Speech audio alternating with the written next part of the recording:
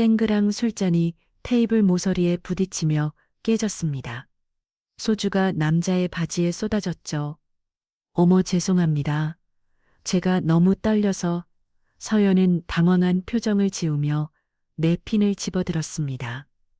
완벽한 연기였어요. 하지만 그 남자의 표정은 순식간에 돌변했습니다. 오늘도 여러분의 마음을 울리의 감동 스토리를 준비했습니다. 영상을 끝까지 보시면 분명 마음이 따뜻해지실 거예요. 영상이 도움이 되셨다면 구독과 좋아요 버튼을 눌러주시고 댓글로 여러분의 생각을 들려주세요. 구독과 좋아요는 무료입니다. 아침 7시 30분 서울 여의도역 지하철 구내에는 어김없이 출근길 인파가 몰려들었습니다. 검은색 정장 입은 직장인들 사이로 김서연도 조용히 발걸음을 옮겼죠. 33세 나이의 어깨까지 내려오는 단정한 단발머리에 화장기 없는 맨얼굴이었습니다. 오늘도 평범한 하루가 시작되는군. 서연은 속으로 중얼거리며 엘리베이터에 몸을 맡겼습니다. 15층 중소기업 대한통상의 사무실로 향하는 길이었죠. 3년 전 이 회사에 입사한 이후 서연은 누구보다 성실한 직원으로 통했습니다.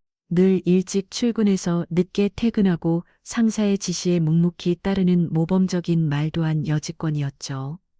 사무실에 도착하자 이미 몇몇 동료들이 자리에 앉아 있었습니다.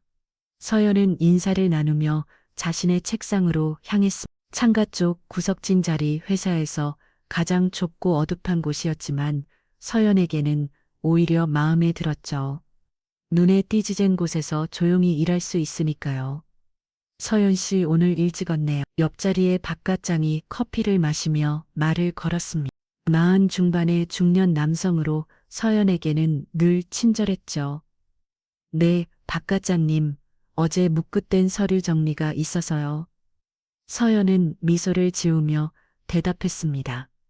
자연스럽고 부드러운 목소리였죠. 그 누구도 이 조용한 여직원의 진짜 정체를 상상하지 못했을 겁니다. 오전 10시 회사 대표인 최철수가 사무실로 들어왔습니다. 50대 후반의 나이에 배가 불룩 나온 중년 남성이었죠. 평소보다 표정이 어두워 보였습니다. 모두 집중해서 일하세요. 오늘 중요한 거래가 있으니까 최 대표의 목소리에는 긴장감이 묻어났습니다. 서연은 고개를 들어 최 대표를 바라봤죠. 뭔가 다른 점이 있었습니다. 평소와 달리 손을 잡고 주머니에 넣었다 뺐다 하며 안절부절 못했거든요. 점심시간이 되자 동료들은 하나둘 자리를 떠났습니다. 서연도 도시락을 꺼내 먹으려던 참이었죠. 그때 최 대표 사무실에서 낯선 목소리가 들려왔습니다. 최 사장님, 이번 물건은 좀 더 조심스럽게 처리해야 합니다. 굵고 거친 남성의 목소리였습니다. 서연은 손을 멈추고 귀를 기울였지. 회사에 드나드는 일반적인 거래처 직원들과는 다른 말투였거든요. 알고 있어. 그런데 이놈의 물건이 워낙 까다로워서 말이야. 최 대표의 대답에서 평소의 당당함은 찾아볼 수 없었습니다. 오히려 위축된 듯한 목소리였죠. 서연은 자연스럽게 복사기 쪽으로 이동했습니다. 최 대표 사무실과 가까운 곳이었죠. 복사의 서리를 들고 가는 척하면서 귀를 기울였습니다. 다음 주까지는 반드시 처리해야 합니다. 윗분들이 기다리고 계시거든요. 그래 알았어. 걱정 마. 대화가 끝나고 사무실 문이 열렸습니다. 서연은 재빨리 복사기 앞에서 서리를 들여다보는 척했죠. 시야 끝으로 한 남자가 나가는 모습이 보였습니다.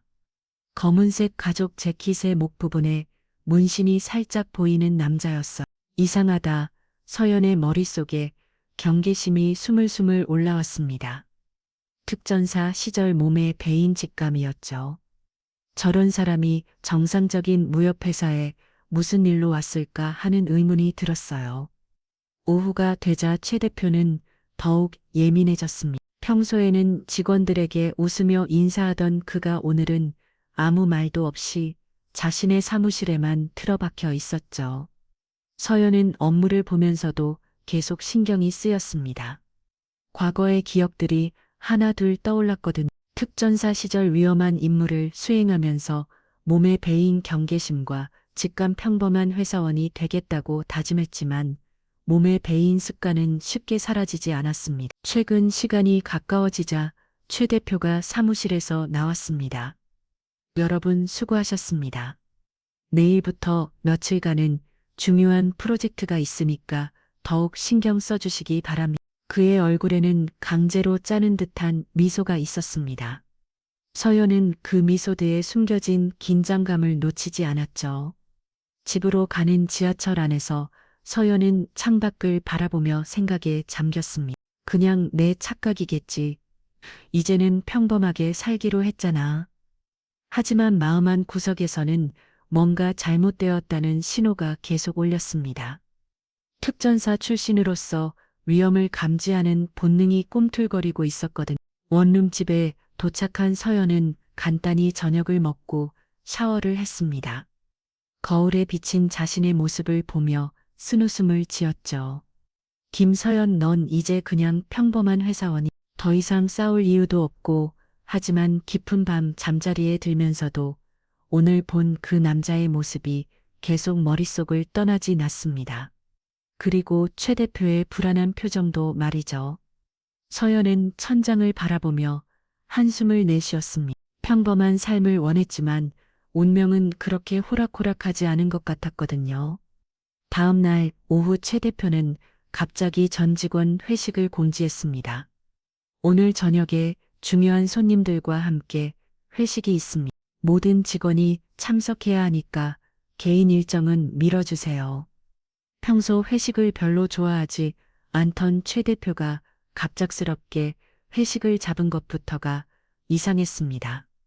더구나 중요한 손님들이라는 표현도 예사롭지 않았죠. 서연은 동료들과 함께 지하철을 타고 강남의 한 곡을 판정식 집으로 향했습니다. 평소 회사 회식 장소로는 격이 너무 높은 곳이었어요. 와, 사장님이 오늘 왜 이렇게 후하게 서시는 거야? 네, 박 과장이 놀라며 말했습니다. 다른 직원들도 옹성거렸죠. 하지만 서연은 좋지 않은 예감이 들었습니다. 어제 본 그 남자와 관련이 있을 것 같았거든요. 저녁 7시 한정식 집에 가장 큰 룸의 직원들이 모였습니다. 최 대표는 평소보다 더 화려한 정장을 입고 나타났어요. 하지만 얼굴에는 긴장감이 역력했습니다. 여러분, 오늘은 우리 회사의 중요한 날입니다. 앞으로 함께 일하게 될 분들을 소개해 드리려고 해요. 최 대표의 말이 끝나자 룸문이 열렸습니다. 어제 사무실에서 본 그 남자를 포함해 30명의 남자들이 들어왔어요. 모두 비슷한 차림새였습니다. 검은색 정장의 목과 손등의 문신이 살짝 보이는 사람들이었죠. 서연의 등에 차가운 기운이 흘렀습니다. 특전사 시절의 직감이 강하게 경고하고 있었어요. 저들은 정상적인 사업 파트너가 아니었습니다. 안녕하십니까. 김영석입니다. 가장 나이가 많아 보이는 남자가 인사했습니다. 50대 초반으로 보이는 그의 목소리는 낮고 위협적이었어요. 얼굴에는 칼자국 같은 흉터가 하나 있었죠. 직원들은 어색하게 인사를 받았습니다. 분위기가 뭔가 이상하다는 것을 모두가 지키고 있었거든요. 자, 그럼 건배부터 하죠. 최 대표가 억지로 밝은 목소리를 내며 술잔을 들었습니다. 하지만 김용석과 그의 부하들은 미소 한 점 없는 표정이었어요. 회식이 시작되자 분위기는 점점 이상해졌습니다. 김용석과 그의 사람들은 직원들에게 계속 술을 권했어요. 거절하면 안 될 것 같은 압박적인 분위기였죠. 이 술은 꼭 마셔야 합니다. 우리가 앞으로 함께 일할 사람들이니까요. 김영석이 박 과장에게 술잔을 건네며 말했습니다. 박 과장은 당황한 표정으로 술잔을 받았어요. 서연은 구석자리에 앉아 상황을 지켜보고 있었습니다. 점점 확신이 들었어요. 저들은 조폭이었고 최 대표는 이들과 뭔가 위험한 거래를 하고 있는 것 같았거든요. 아가씨도 한잔하시죠. 갑자기 김영석의 부하 중 하나가 서연에게 다가왔습니다. 20대 후반으로 보이는 젊은 남자였어요. 귀에 피어억을 한 채 비우는 듯한 표정을 짓고 있었죠. 죄송합니다. 저는 술을 잘 못 마셔서 서연이 정중하게 거절했습니다. 하지만 그 남자는 포기하지 않았어요. 아, 그래도 분위기 파악은 해야죠. 사장님이 이렇게 좋은 자리 만들어 주셨는데 남자가 강제로 서연의 앞에 술잔을 놓았습니다. 소주잔이 테이블에 부딪히며 톡 소리가 났어요. 서연은 잠시 멈춰섰습니다. 이 상황에서 계속 거절하면 오히려 의심을 받을 수도 있겠다는 생각이 들었죠. 하지만 저들과 한 잔 기울이고 싶지는 않았습니다. 그때 서연의 머릿속에 한 가지 아이디어가 떠올랐습니다. 아주 자연스럽고 우연처럼 보이게 만들 수 있는 방법이었어요. 그럼 한 잔만요. 서연이 미소를 지으며 술잔에 손을 뻗었습니다. 하지만 그 순간 일부러 살짝 힘을 빼며 술잔을 건드렸어요. 쨍그랑 술잔이 테이블 모서리에 부딪히며 깨졌습니다. 소주가 남자의 바지에 쏟아졌죠. 어머, 죄송합니다. 제가 너무 떨려서. 서연은 당황한 표정을 지으며 냅킨을 집어들었습니다. 완벽한 연기였어요. 하지만 그 남자의 표정은 순식간에 돌변했습니다. 눈에서 살기가 뿜어져 나왔죠. 이 여편네가 감히 나한테 남자가 벌떡 일어서며 서연의 팔목을 거칠게 잡았습니다. 순간 루만의 분위기가 얼어붙었어요. 잠깐 실수해요. 실수. 최 대표가 급하게 나서 멀렸습니다. 얼굴이 새파랗게 질려 있었어요. 김영석은 팔잔을 긴 채 서연을 차갑게 바라봤습니다. 마치 서연의 속내를 꿰 뚫어보려는 듯한 시선이었. 실수라. 김영석이 천천히 입을 열었습니다. 최 사장님, 직원 교육을 좀 시켜야겠는데요. 그의 목소리에는 협박의 의미가 담겨 있었습니다. 다른 직원들은 숨도 제대로 쉬지 못하며 상황을 지켜봤어요. 서연은 고개를 숙인 채 떨리는 목소리로 사과했습니다. 정말 죄송합니다. 제가 긴장해서 실수했어요. 하지만 마음속으로는 전혀 다른 생각을 하고 있었습니다. 이제 확실해졌. 저들은 분명 조폭이고 최 대표는 이들과 뭔가 더러운 거래를 하고 있어. 김영석은 한동안 서연을 노려보더니 손을 흔들었습니다. 됐어. 오늘은 넘어가지. 하지만 다음에는 조심해야 할 거야. 위기는 일단 넘어갔지만 서연은 김영석의 차가운 시선이 계속 자신을 따라다니는 것을 느꼈습니다. 이제 그냥 평범한 회사원으로 지낼 수는 없을 것 같았어요. 회식은 어색한 분위기 속에서 계속됐지만 서연의 머릿속에는 이미 다른 계획들이 돌아가고 있었습니다. 회식 사건 이후 4월이 지났지만 회사 분위기는 여전히 어색했습니다. 동료들은 서연을 보면 걱정스러운 표정을 지었고 복도에서 마주칠 때마다 조심스럽게 안부를 물었죠. 서연 씨 괜찮아요? 그날 너무 무서웠을 텐데. 점심시간에 김주임이 서연에게 다가와 걱정스럽게 말했습니다. 30대 중반의 여성으로 평소 서연과 가장 친하게 지내던 동료였어요. 괜찮습니다. 김주임, 그냥 실수였는데 너무 크게 생각하지 마세요. 서연은 태연한 척 미소를 지었지만 마음속으로는 계속 그날 밤의 일들을 되새기고 있었습니다. 김영석과 그 부하들의 차가운 눈빛, 최 대표의 겁에 질린 표정, 그리고 그들 사이에 흐르던 묘한 긴장감까지. 오후 2시경 최 대표가 사무실로 들어왔습니다. 평소와 달리 한결 밝은 표정이었어요. 여러분, 지난번 회식에서 불쾌한 일이 있었는데 이제 다 해결됐습니다. 걱정하지 마세요. 최 대표는 특히 서연을 바라보며 말했습니다. 서연 씨, 김영석 사장님께서 괜찮다고 하시니까 마음 놓으세요. 오히려 더 좋은 기회가 생길 것 같습니다. 서연은 고개를 끄덕였지만 최 대표의 말에서 뭔가 이상한 점을 포착했습니다. 김영석 사장님이라는 표현이었어요. 회식 자리에서는 단순히 함께 일할 분들이라고 했는데 이제는 사장님이라고 부르고 있었거든요. 그날 오후 최 대표는 또 다시 외부 미팅을 핑계로 사무실을 나갔습니다. 최근 며칠간 계속되는 패턴이었어요. 서연은 이 기회를 놓칠 수 없다고 생각했습니다. 퇴근 시간이 지나고 사무실에 사람들이 하나 둘 떠나자 서연은 일부러 남아 있었습니다. 야근하는 척하면서 기회를 엿보고 있었죠. 밤 9시가 되자 사무실에는 서연 혼자만 남았습니다. 청소부 아주머니도 이미 일을 마치고 간 후였어요. 서연은 조심스럽게 자리에서 일어나 최 대표 사무실로 향했습니다. 눈은 잠겨 있었지만 특전사 시절 배운 기술로 쉽게 열 수 있었어요. 사무실 안은 어둠에 잠겨 있었어요. 서연은 핸드폰 손전등을 켜고 책상 서랍부터 뒤집기 시작했죠. 첫 번째, 두 번째 서랍에는 별다른 것이 없었습니다. 세 번째 서랍을 열자 두꺼운 파일 몇 개가 들어있었어요. 서연은 그중 하나를 꺼내 펼쳐봤습니다. 수입거래 명세서라는 제목이 적혀 있었는데 내용을 보니 일반적인 무역 서류라 아니었습니다. 목란에는 전자부품이라고 적혀 있었지만 단가와 수량이 말이 안 됐어요. 전자부품 치고는 너무 비싼고 수량도 애매했거든요. 이상하다. 서연은 다른 서류들도 뒤져봤습니다.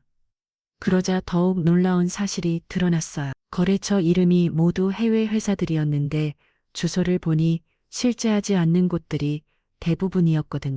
그때 서연의 눈에 익숙한 이름이 들어왔습니다. 김영석이라는 서명이 여러 서류에 적혀 있었어요. 그런데 직책이 협력업체 대표가 아니라 운송 책임자로 되어 있었습니다. 설마 서연의 가슴이 뛰기 시작했습니다. 점점 확신이 들었어요. 이건 정상적인 무역업이 아니었습니다. 파일 맨 밑에서 서연은 결정적인 증거를 발견했습니다. 중국어로 적힌 서류였는데 한국어 번역본이 함께 첨부되어 있었어요. 내용을 읽어보니 서연의 예상이 맞았습니다. 원료 수입 및 유통계약서. 서연의 손이 떨렸습니다. 최 대표는 단순히 조폭들과 협력하는 것이 아니라 직접 해외에서 불법 물질을 들여오는 사업의 핵심이었던 거예요. 계약서에는 더욱 충격적인 내용들이 적혀 있었습니다. 중국의 어떤 조직과 손을 잡고 제조에 필요한 원료들을 수입하고 김영석의 조직이 국내 유통을 담당한다는 내용이었죠. 이런 일이 서연은 서류들을 다시 원래 자리에 정리했습니다. 하지만 핸드폰으로 중요한 부분들은 사진을 찍어두었어요. 그때 복도에서 발걸음 소리가 들렸습니다. 서연은 재빨리 손전등을 끄고 사무실을 나왔습니다. 자신의 자리로 돌아가 아무 일 없었다는 듯 컴퓨터 앞에 앉았죠. 서연 씨, 아직도 있었네요. 최 대표의 목소리였습니다. 예상보다 일찍 돌아온 것 같았어. 네, 내일 보고서 마감이라서 조금 더 하고 있었습니다. 서연은 자연스럽게 대답했습니다. 하지만 최 대표의 시선이 뭔가 의심스러워 보였어요. 그래요? 너무 늦었으니까 이제 들어가세요. 내일 아침에 일찍 중요한 일이 있을 거예요. 최 대표는 자신의 사무실로 들어가며 말했습니다. 서연은 짐을 사면서 최 대표의 움직임을 살펴봤어. 혹시 서류함이 뒤져진 걸 알아챌까봐 걱정됐거든요. 다행히 최 대표는 별다른 반응을 보이지 않았습니다. 서연은 안도의 한숨을 내쉬며 회사를 나섰어요. 집으로 가는 길에 서연은 핸드폰에 저장된 사진들을 다시 확인했습니다. 이제 확실해졌어요. 최 대표와 김영석, 그리고 그들 뒤에 있는 더 큰 조직의 정체가 말이죠. 이제 어떻게 해야 할까? 서연은 지하철 창밖을 바라보며 깊은 생각에 잠겼습니다. 평범한 삶을 원했지만 운명은 그녀를 다시 위험한 세계로 이끌고 있었어요. 다음 날 아침 서연은 평소보다 일찍 출근했습니다. 어젯밤 발견한 충격적인 사실들 때문에 잠을 제대로 이루지 못했거든요. 하지만 겉으로는 아무렇지 않은 척 업무를 시작했어요. 오전 10시경 회사 로비에서 익숙한 목소리가 들렸어요. 김서연 씨 맞죠? 돌아보니 회식 자리에서 술잔을 깨뜨렸던 그 남자가 서 있었어요. 이번에는 더 정중한 말투였지만 눈빛만은 여전히 차갑다군요. 네, 그런데요. 서연은 담담하게 대답했습니다. 마음속으로는 경계심을 최대한 높이면서 말이죠. 잠깐 이야기 좀 할까요? 카페라도 가서 남자의 제안에 서연은 잠시 망설였습니다. 하지만 거절하면 오히려 더 의심스러워 보일 것 같았어요. 좋습니다.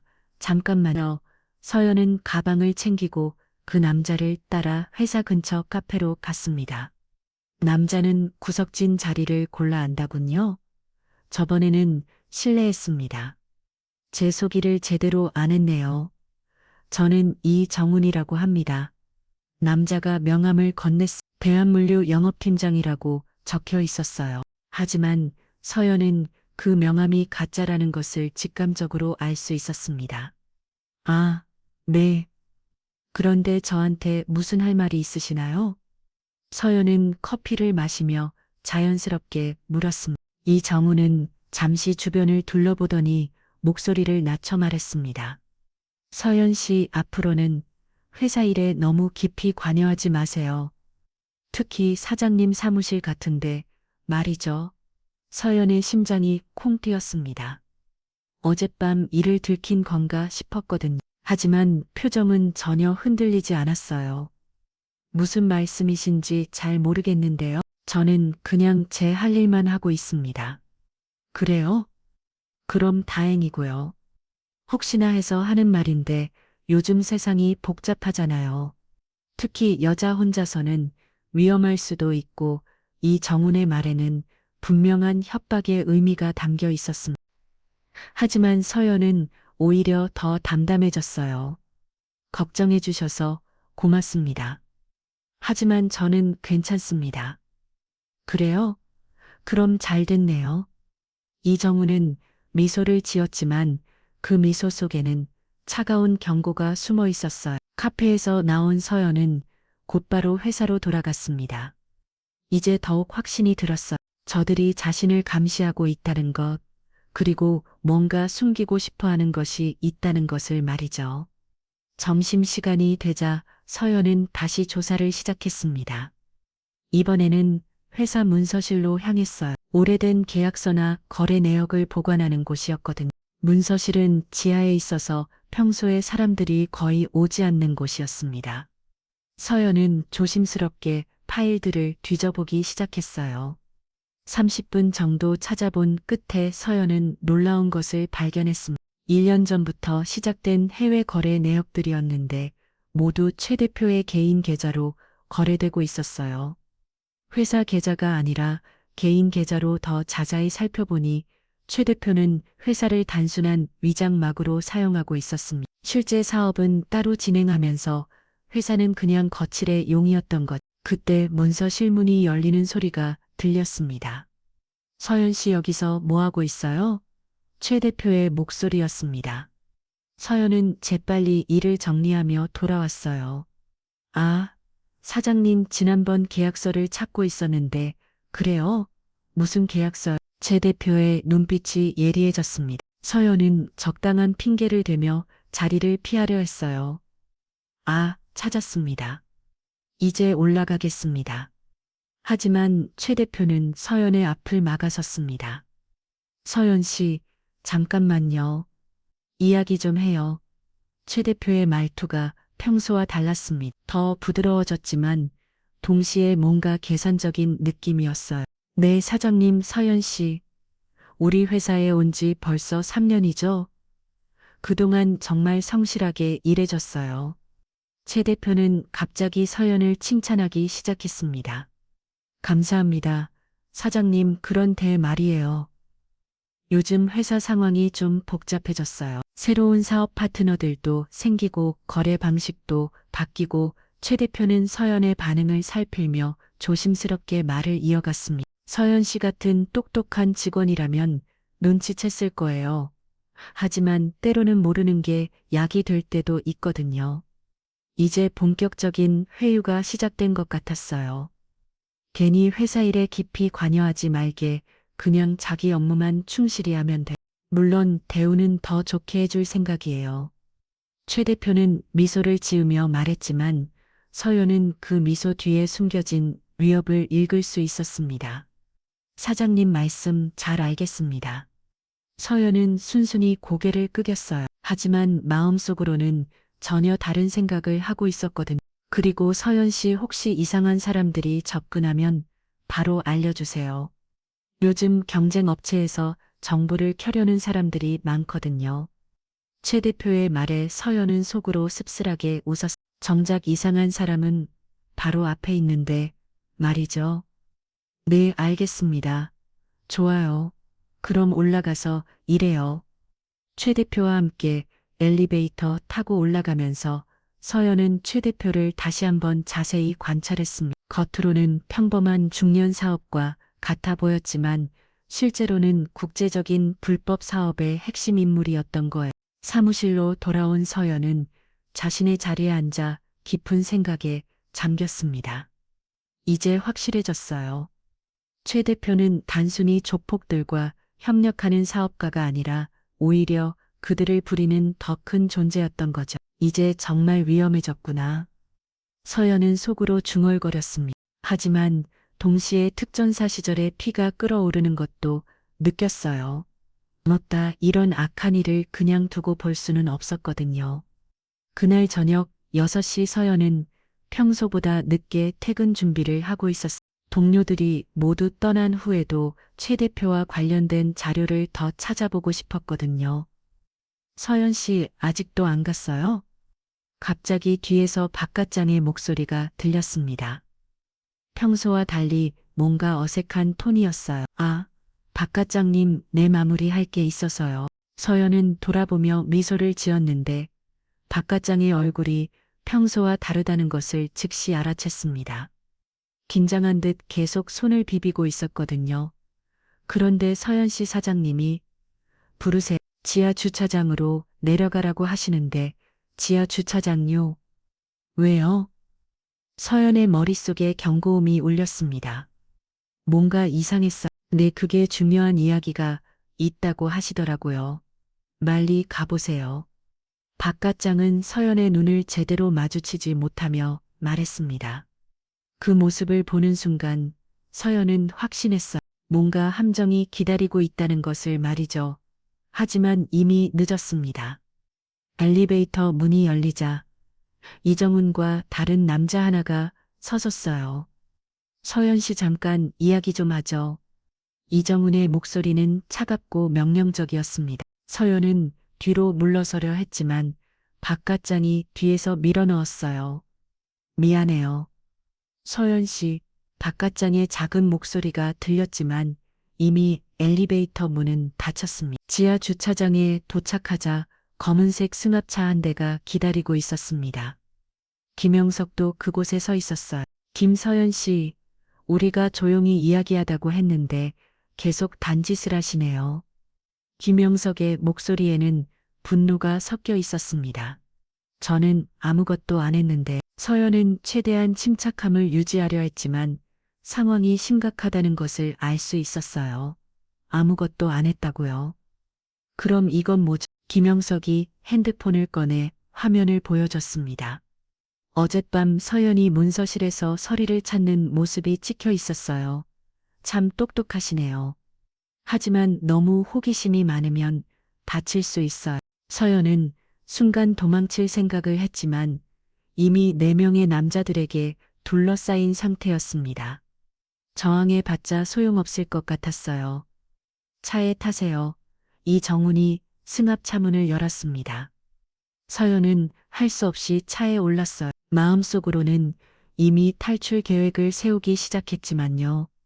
차는 서울 외곽의 어떤 공업단지로 향했습니다. 30분 정도 달린 끝에 낡은 창고 앞에 도착했어요. 내려요. 김영석의 지시에 따라 서연은 차에서 내렸습니다. 주변은 어둠에 잠겨 있었고 사람의 귀척도 전혀 느껴지지 않았어. 창고 안으로 들어서자 서연은 깜짝 놀랐습니다. 의자에 묶여있는 사람이 있었거든요. 박 과장님? 박 과장이 창고 안에 있었습니다. 하지만 묶여 있는 게 아니라 자유롭게 서 있었어요. 미안해 서연아. 박 과장이 고개를 숙이며 말했습니다. 그 순간 서연은 모든 것을 이해했어요.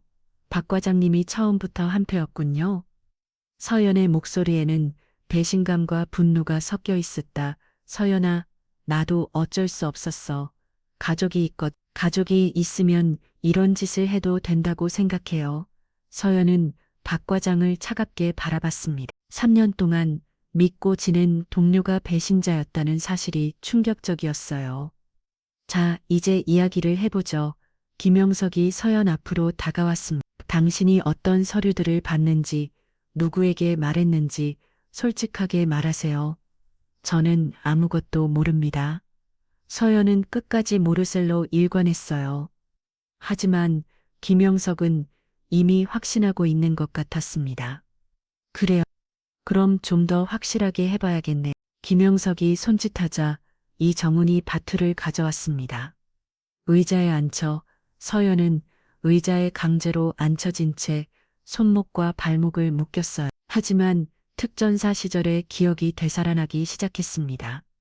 침착해 서연아 기회는 반드시 온다. 서연은 속으로 자신에게 말했습니다. 밧줄을 묶는 방법을 보니 완전히 꽉 묶은 것은 아니었어요. 시간을 벌면서 조금씩 풀 수 있을 것 같았습니다. 박 과장님, 정말 실망이에요.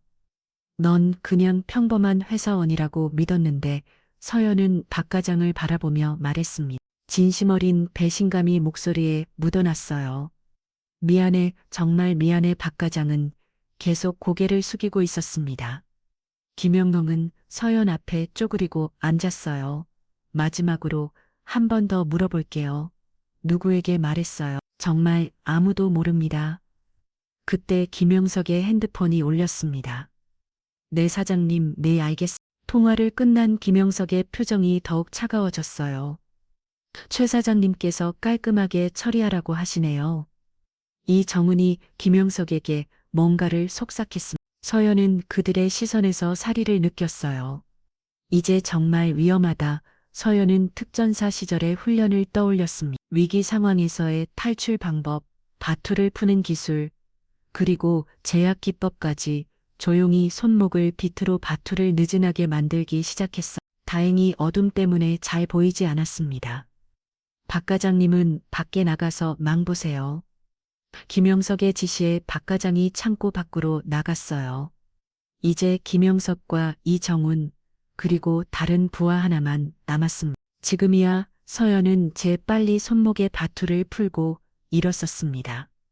동시에 의자를 찾아서 가장 가까이 있던 이정훈에게 던졌어요. 뭐야?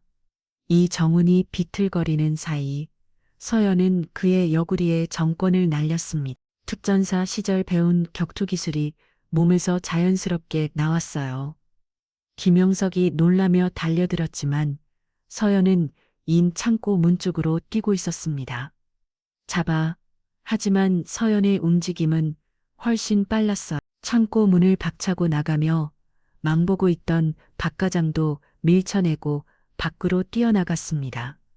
어둠 속으로 사라지면서 서연은 속으로 다짐했습니다.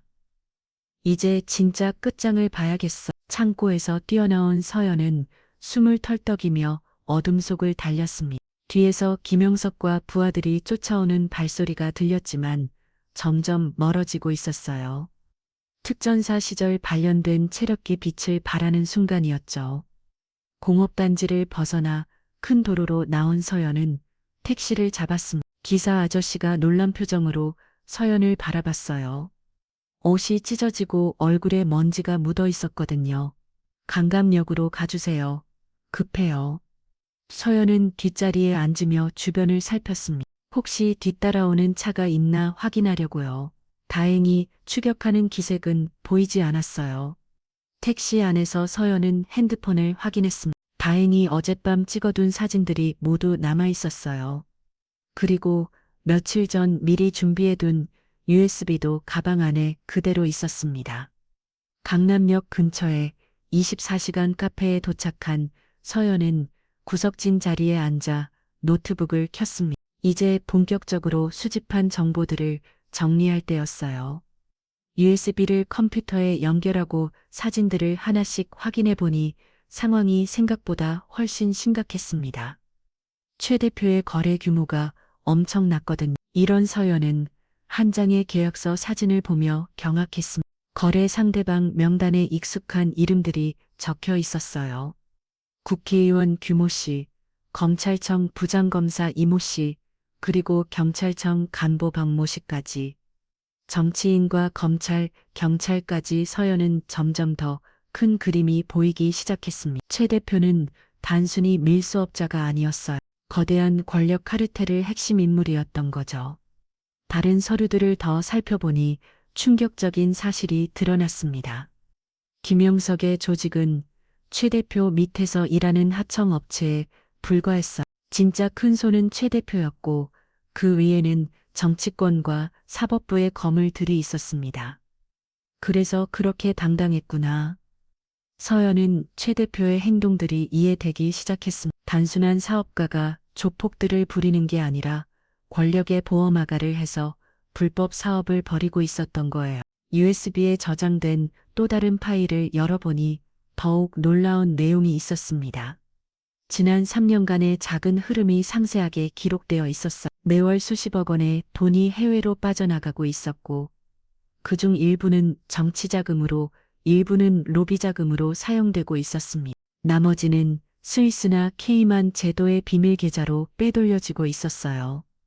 이 정도 규모라면 서연은 계산기를 두드려 봤습니다. 연간 거래 규모가 수백억 원에 달을 개인이 감당할 수 있는 수준이 아니었죠. 그때 핸드폰이 울렸습니다. 모르는 번호였지만 서연은 받지 않았어요. 곧 이대로 문자가 왔습니다. 김서연 씨 집에 가족들이 있는지 확인해 보세요. 마이너스 김영석 서연의 얼굴이 굳어졌습니다. 협박이 시작된 거예요. 하지만 서연에게는 다행히 직계 가족이 없었습니다. 부모님은 일찍 돌아가셨고 형제 자면도 없었거든요. 가족은 없지만 이걸 그냥 넘어갈 수는 없어. 서연은 다시 컴퓨터 화면을 바라봤습니다. 화면에는 수많은 피해자들의 명단이 떠 있었어. 중독되어 인생을 망친 사람들, 그들의 가족들까지 포함하면 수천 명에 달했습니다. 이런 일을 그냥 두고 볼 수는 없어. 서연의 마음속에서 특전사 시절의 신념이 되살아났습니다. 정의를 위해 싸우겠다는 다짐무고한 사람들을 보호하겠다는 의지 말이죠. 하지만 문제는 상대방이 너무 거대하다는 점이었습니다. 정치인, 검찰, 경찰까지 연결된 조직을 혼자서 어떻게 상대할 수 있을까요? 서연은 특전사 시절의 동료들을 떠올려 봤습니다. 하지만 대부분 전혀 각자의 길을 걷고 있었어요. 게다가 이런 위험한 일에 끌어들일 수도 없었고요. 그때 서연의 머릿속에 한 사람이 떠올랐습니다. 특전사 시절 상관이었던 조민수 대위, 전혀 국정원으로 갔다는 소문이 있었어요. 조대일임이라면 하지만 연락처를 알 수가 없었습니다. 게다가 상대방이 워낙 거대한 조직이라 함부로 접촉하기도 위험했어요. 새벽 3시가 되자 카페에 사람들이 거의 없어졌습니다. 서연은 노트북을 정리하며 다음 계획을 세웠어요. 우선 수집한 증거들을 안전한 곳에 여러 벌 복사해 둘 것, 그리고 얼른 사회 제보할 방법을 찾는 마지막으로 혹시 모를 상황에 대비해 해외 도피 경로도 마련해 두는 것. 이제 진짜 시작이야. 서연은 속으로 다짐했습니다. 더 이상 평범한 회사원으로 숨어진 애지 않겠다고, 이 더러운 고리를 끊기 위해 끝까지 싸우겠다고 말이죠.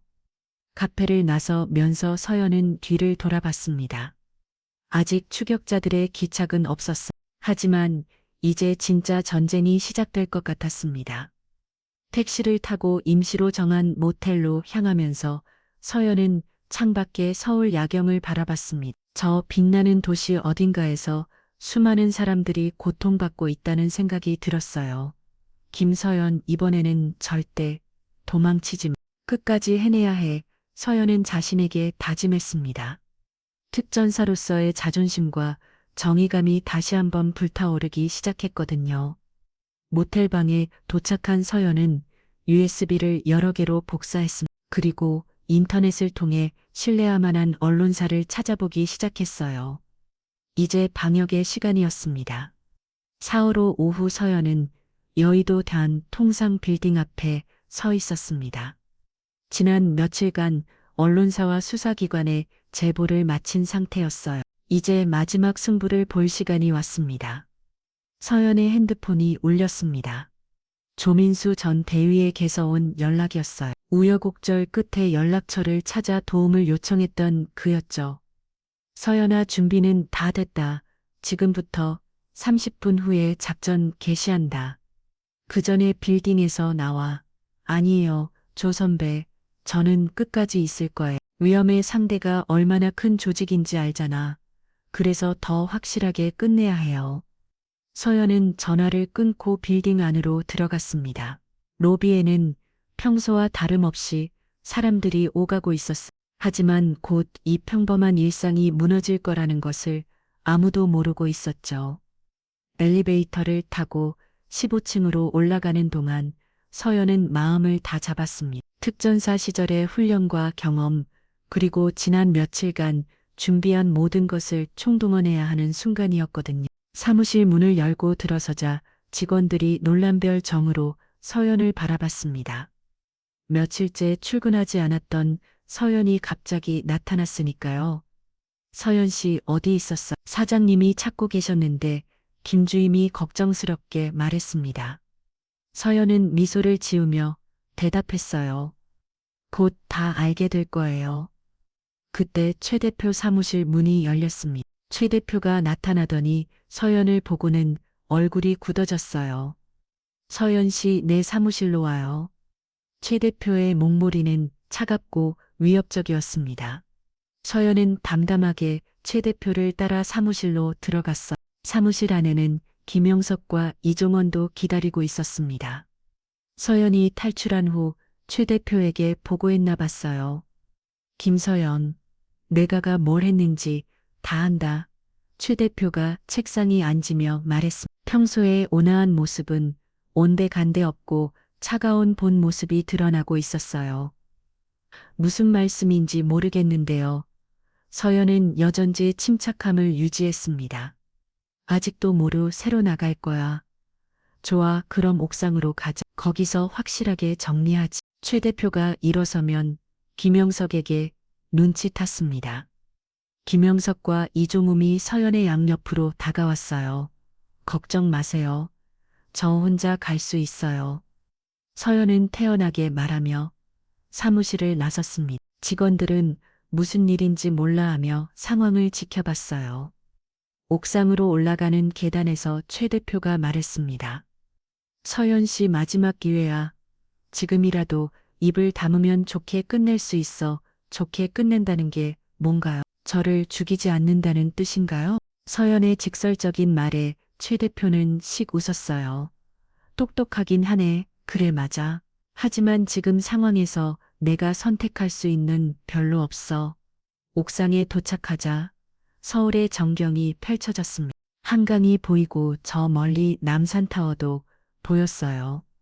평화로운 도시의 모습이었지만 이곳에서는 생과 사회 대결이 벌어지려 하고 있었습니다. 내가 감히 나한테 되더라. 최 대표의 목소리에 분노가 폭발하기 시작했어요. 이제 더 이상 가면을 쓰지 않는 모습이었죠. 난 이 바닥에서 15년을 버텨왔어. 정치인들도 검사들도 경찰도 모두 내 손바닥 위에서 놀고 있다고 최 대표가 소리치며 주먹을 휘둘렀습니다. 평소의 신사적인 모습은 완전히 사라지고 야수 같은 본성이 드러났어요. 그런데 고장말란 여직원이 감히 내 사업을 망치려 해. 김영석과 이종훈이 서연을 에워쌌습니다. 하지만 서연은 전혀 당황하지 않았어요. 최 사장님, 이미 늦었어. 뭐가 늦었다고? 제가 수집한 모든 증거를 이미 언론사와 수사기관에 넘겼거든요. 지금쯤 기사가 나가고 있을 거예요. 최 대대의 얼굴이 새파랗게 변했습니다. 거짓말이야. 그때 김영석의 핸드폰이 울렸습니다. 통화를 받은 김영석의 표정이 점점 어두워졌어요. 차장님, 뉴스에 나왔습니다. 우리 조직 전체가 수사망에 걸렸어요. 최 대표는 믿을 수 없다는 표정으로 김영석을 바라봤습니다. 그럴 리 없어. 내 위에 있는 사람들이 얼마나 큰지 알아? 사장님, 그 사람들도 이미 체포령이 내려졌습니다. 이종훈이 인터넷 뉴스를 보며 말했어요. 화면에는 대규모 밀수 및 정치자금, 로비 사건 전격 수사라는 제목이 떠 있었습니다. 최 대표는 완전히 패닉 상태가 되었어요. 이럴 순 없어. 내가 얼마나 많은 돈을 뿌렸는데. 그때 놀라운 일이 벌어졌습니다.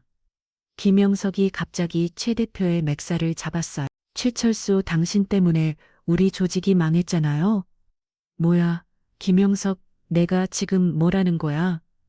당신이 너무 욕심을 부렸어요.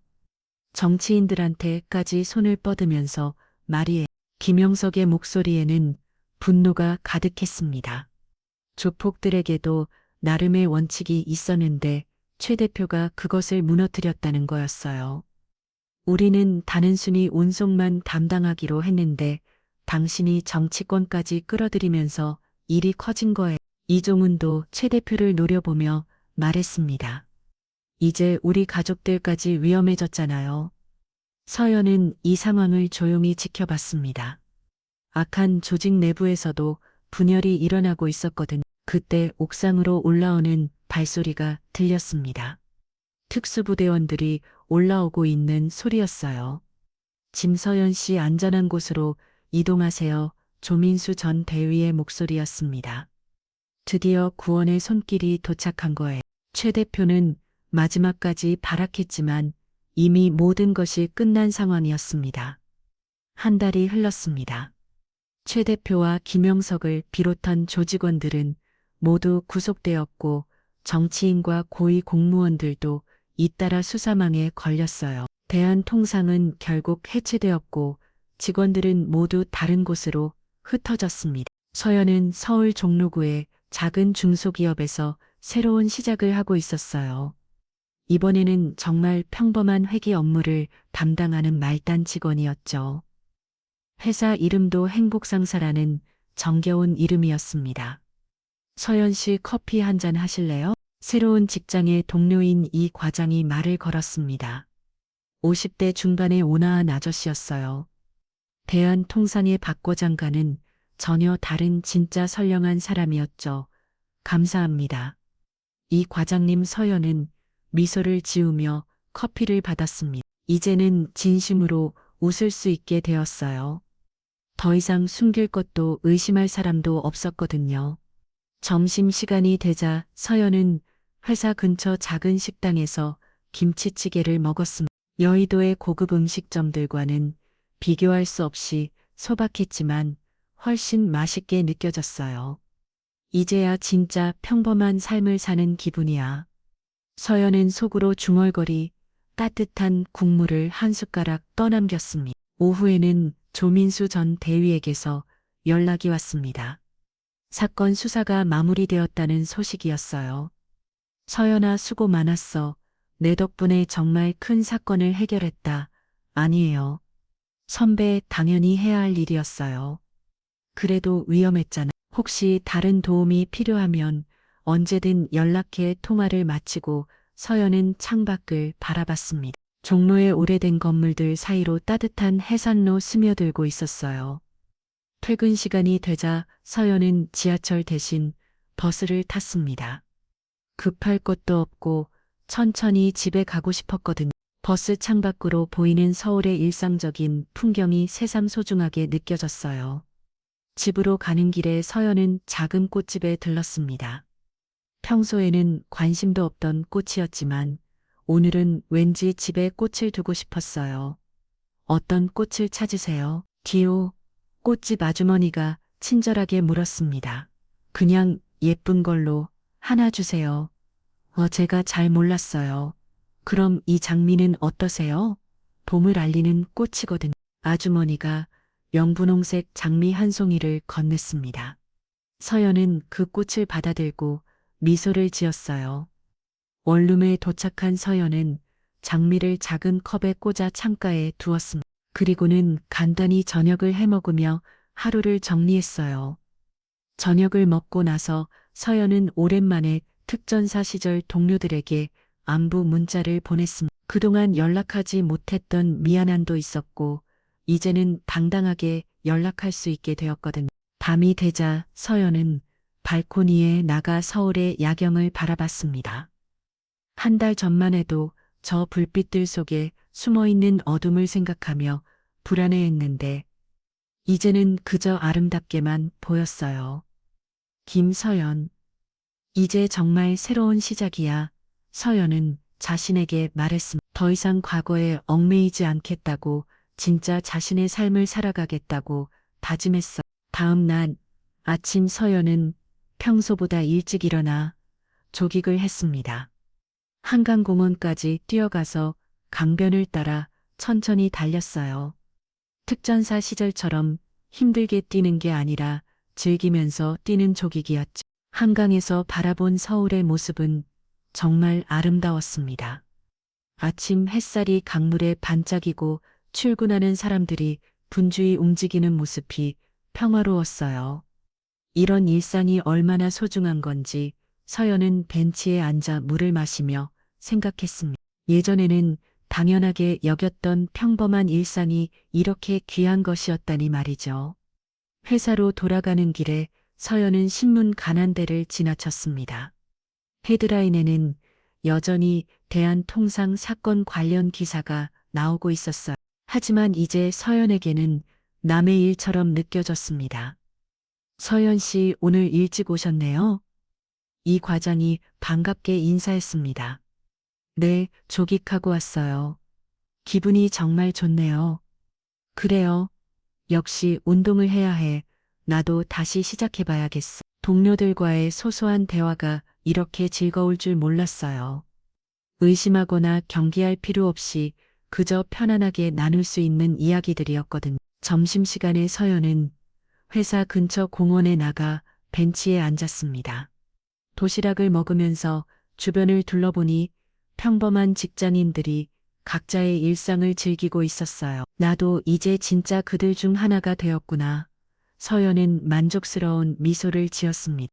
더 이상 특별할 것도 없고 숨겨야 할 것도 없는 그냥 평범한 33 여성이 되었다는 게 이렇게 행복할 줄 몰랐어요.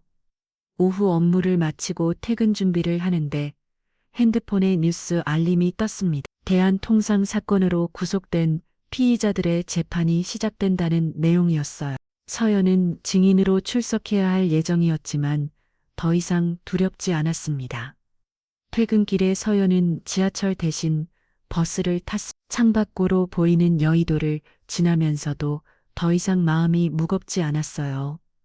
오히려 뿌듯한 마음이 들었습니다. 집에 도착해서 서연은 창가에 장미를 바라봤습니다.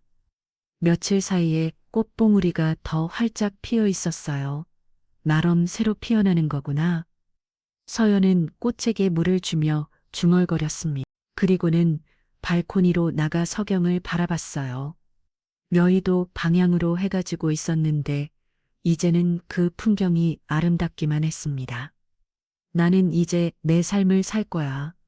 하지만 필요한 순간에는 다시 싸울 수도 있겠지. 서연은 서경을 바라보며 조용히 말했습니다.